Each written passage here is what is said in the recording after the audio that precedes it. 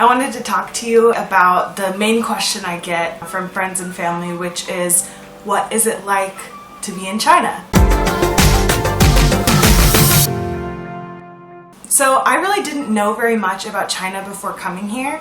And in case you don't know, I'm American. I had never been to Asia before we came here to live here. I've been living in Nanjing, China for 3 months now, a little over 3 months. This video is about my general impressions of China. I'm not going to get into anything too specifically. If you have a question, be sure to comment below because I can make a separate video to address your question. Before I came here, all I really knew was that there's pollution. Everyone here speaks a little bit of English. They eat dog meat.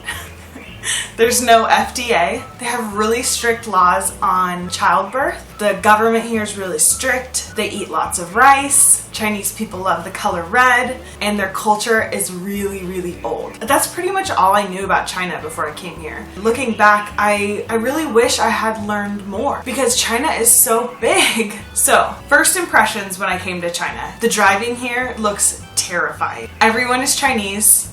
I can't hide, and they're all staring at me. There's so much shopping. There's so many people. There's so much food. Chinese people seem way more accommodating to foreigners compared to Americans. So that's pretty much all I knew when I first came here. So that's like the first week of living in China. Now that I've lived here for 3 months, I've learned a lot. You would hope so, right? First of all, people in China are so nice. Seriously, they're so welcoming. If you just come here as a tourist and you don't speak Chinese, and just FYI, I don't speak Chinese, but if you're here just for a couple days or a week, you might not get to experience how nice and how welcoming people are. But the second they see you more than, a few times, like the people around our neighborhood, they become so welcoming. Just as an example, there's a stationery store down the street that I go to a lot to get things printed and to buy supplies. And the lady in there, one time when we walked in, it was kind of late at night, and she was eating a meal. This is really common in China. People at their places of business will have like their meal that they're eating, and they'll even like bring friends and family into the shop and they'll all just eat in their shop. So she had a big pot of this like fish stew, and she had a friend and the friend's daughter, and they were all eating. And when we walked in, she asked, Eric was with me so I was able to understand what she said, but she asked, "Have you eaten yet?" And we said yeah because we already had, but I realized she totally would have fed us if we had said no, which is crazy because she really doesn't even know us. Like, what does she gain from feeding us? So I was really touched by that, and I thought that was so sweet. Second of all, I feel like people here seem to be more okay living in slightly uncomfortable situations or unattractive situations, like as far as American standards go. This is all from American standards, by the way. That's my filter. My life filter is America. That's how my brain was developed. So when I'm looking at China, I'm constantly comparing it to my home country. People in China seem to be more okay living in situations that I find either uncomfortable or just like not cute. So some examples are older people are okay living on like the top floor of an apartment building that has no elevator, so they're constantly climbing the stairs. They'll cram tons of people into a car or on a bike. The aisles at grocery stores are really narrow. The mattresses are really hard. There's a really common type of pillow here is a buckwheat-filled pillow instead of like a cotton-filled pillow. The outside of apartment buildings and the entrances to apartment buildings are sometimes, well, a lot of the times, it looks like total squalor on the outside. But you go in and you realize that the apartments themselves are really nice and they're very modern. Everyone hang dries their clothes. Very few people have dryers. They're always sitting in chairs that are so low to the ground, I don't understand. And of course, the infamous squatting toilets, which are essentially holes in the ground. And this is from what I hear all over Asia, but a lot of toilets in China aren't the Western style toilet that you're used to. They're pretty much just a hole in the ground and you have to squat. And last but definitely not least, and maybe you'll notice it in the background of this video, neighborhoods around here can be really noisy. Like when people are working, they'll just yell. They have megaphones. I could get into this whole thing, but I have a blog post that I'll link below in the description that kind of goes into the like noise level thing a little bit more. People wear clothes that I would consider fall or winter clothes in like the heat of summer. People don't wear shorts, they don't wear tank tops, they're in like sweaters and jeans, and it's like 80 degrees and 1,000% humidity outside, and I'm just like sweating in a sundress. There's also a really obvious generation gap. I'd say it differs a lot from the generation gap that I see in America, the experience level that people have with foreigners, like between the age groups, and then also cutting in line. And I know that seems like a small thing, but think of how many lines you stand in your life. I think that a lot of it has to do with China has a lot more recent history of almost having to like fight for everything you need. Like food, like if you don't cut in line, your family might not eat that night. It's hard to fully explain, but I feel that the elderly people in China have seen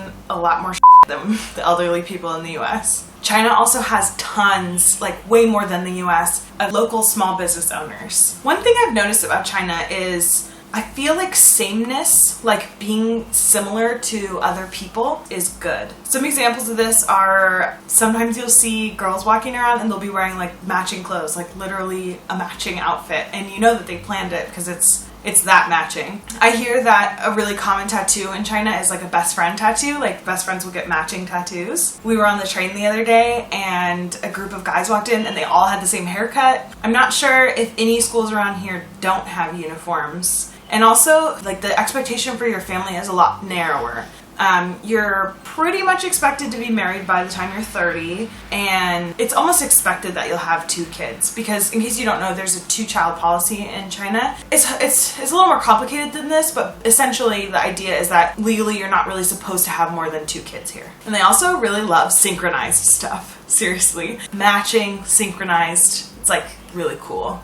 Promises versus expectations. Promises are always really, really high, like unnaturally, unattainably high, and then the expectation is normal. And this applies to a lot of things I hear in business. It really applies. And then, like for instance, the packages that lemons come in, it'll say like the lemon is gonna like change your life basically, but no one actually thinks that. It's just like the marketing techniques and things that are said. It's almost like expected that the promises will be like way higher than what you're gonna get, and that's just the way it is. Basically, sometimes what you're told and the way a story goes, even if it's told as if it's reality, is deep down not what Chinese people know is the truth. This is so hard to explain. Here's an example. The Folk Museum, which I just blogged about a lot and put up a video of, there's this whole story behind the building that it's in. The Forbidden City in Beijing, like that palace has 9,999 and a half rooms. And then there's this Confucian temple in China that has 999 and a half rooms. So this building is said to have 99 and a half rooms. It actually has over 300 rooms, but that's just what gets told. It's just a story. I know it doesn't make any sense, but it's the way it is. Another thing, people come across as really creepy sometimes. Like relationships in China can feel really creepy. People will call you a friend like immediately and give you gifts really early, and I hear that dating here is really, really different. Like courting is like cat and mouse game. I really like you, here's gifts and here's my phone number, I'll see you tomorrow, bye. Also, we were watching this dating show, this really popular dating show here called Fei Cheng Lurao, and I'm probably saying that wrong, but there was this contestant who came on. His video intro that he showed was about how he was in love with one of these contestants, and he had like on his cell phone a picture of her as his background, and they hadn't even met in person. He had pictures of her in his house, and he was like showing pictures and talking about how in love with her he was, and the girl's just behind her like podium crying. Like, it's so sweet. And I was thinking, oh my gosh, that is so creepy. So one thing I knew about China before coming here is that China has a really, really ancient, complex, or I knew that it had an ancient history. I guess I didn't realize just how complex it is. Basically, the more I learn about Chinese history, the more I realize I really don't know. I'm gonna leave it at that. The history is really ancient, really complex, and I'm gonna link my blog below, as always. And if you are really curious about Chinese history, there is a ton of information on there. And I don't ever want to throw out stuff at you that's like specific dates and things that you can't pronounce. So I really try to like make it brief and digestible kind of history. We're just taking like little bites of the big Chinese history meal.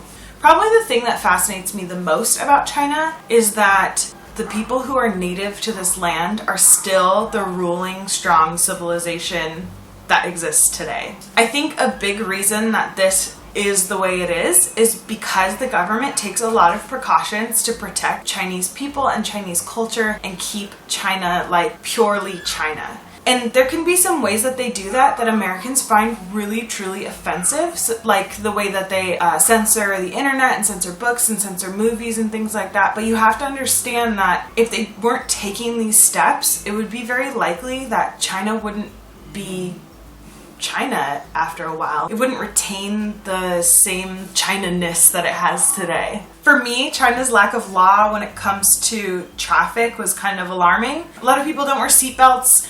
Kids will be on the back of scooters with no helmet. Kids will be riding in a car with no car seat, and they're clearly like of the age where they should be in a car seat. People will run red lights like seconds after it has already turned. They'll drive between lanes. They'll honk really incessantly. It's just the traffic expectations are a lot different here, and it was a little bit alarming to me. Also, people in China, I feel like, realize how difficult their language is to learn if you're an English speaker, because all the young people around here in school have to learn English, so they realize that how different the two languages are. So if you speak Chinese, they're super impressed. One thing that's kind of surprised me about living in China, and I'm almost offended at myself, if that's even possible, that I didn't realize I would feel this, but when I'm living in America, I feel very fortunate to live in America when I compare my living situation to the living situation in Mexico or Panama or Nicaragua, like countries that are really close by, but the living conditions are just so different. So I feel very, very fortunate.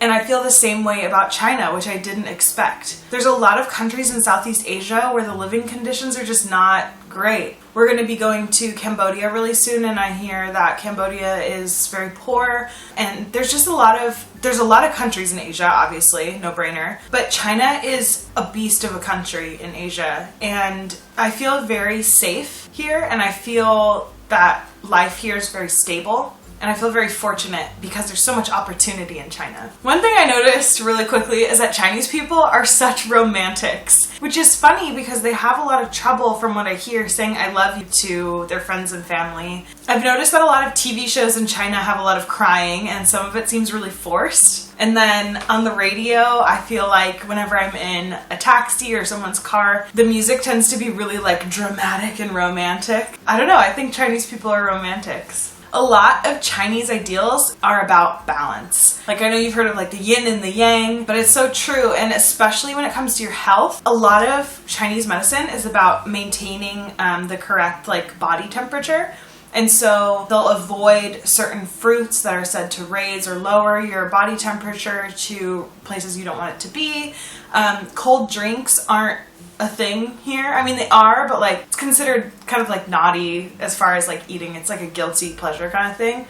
And with food culture too, you're almost always served soup with your meal if you're not eating something that's already in a broth, because you're meant to have like the dry and the wet. And then there's a lot of sweet and salty, like a lot of Chinese cooking has sugar thrown in when you wouldn't expect it, because it's all about balance. I do not think very many Chinese people have tasted dog meat.